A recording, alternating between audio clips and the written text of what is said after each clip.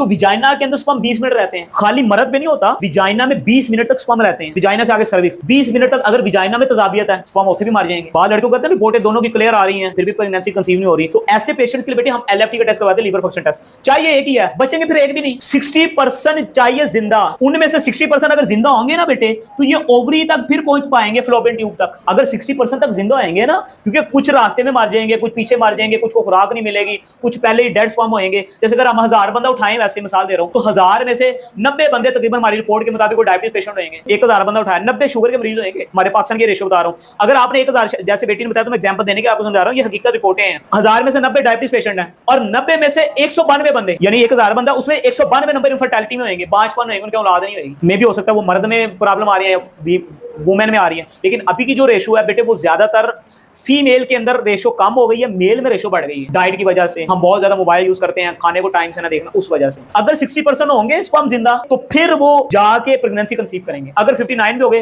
बाज को अल्लाह ताला 59 में भी कर्म फरमा देते हैं। 90 50 में मैंने देखा कि बाज को कंसीव हो जाती है। लेकिन एक रिपोर्ट ओस निकाली होती है, रेशो निकाली होती है, तनासुब रेशो, उसके मुताबिक 60 से ऊपर होने चाहिए। खाली एक्टिव स्पर्म भी नहीं। फिर हमने उसके अंदर बेटे मजीद, अगर आप डिटेल से बात करूं, क्योंकि आप सवाल पूछे, तो फिर मैं आपको बता देता हूं, उसमें हमने 5 सेल भी देखनी होती है। स्पर्म के अंदर 5 सेल, अगर तो वो 1 या 2% आ रही है तो वो नॉर्मल है। 5 सेल कहते हैं रेशे वाले सेल, समझ रहे, जिनके ऊपर रेशा आया हो। जैसे हम एक बंदा उल्टियां कर रहा हो, उसके करीब हो जाता है, इसी तरह अगर वो रेशा नहीं कर रहा हो, तो बाकी स्पर्म भी उसको देख के उनका भी खराब होता है, उनको भी उल्टियां आने शुरू, इससे भी स्पर्म मरना शुरू हो जाते हैं। अगर मरीज का 5 सेल बड़े हो, 1 से 2% ज्यादा हो, तो हमने 5 सेल को भी खत्म करना है। मरीज का सबसे पहले 5 सेल करो, 5 सेल एक्टिव स्पर्म को मारेंगे। बेटे बात क्लियर होगी ना मेरी बच्ची, जिसको एक क्वालिटी आ रही हो, बाकी भी आन लापेंगे देख के। इसी तरह स्पर्म को भी यही होता है, अगर एक रेशा खारिज करा, बाकियों को भी आ जाएगा, और एक वक्त ही आएगा, ऐसा ऐसा ऐसा ऐसा पूरा कुम्मा मार जाएगा।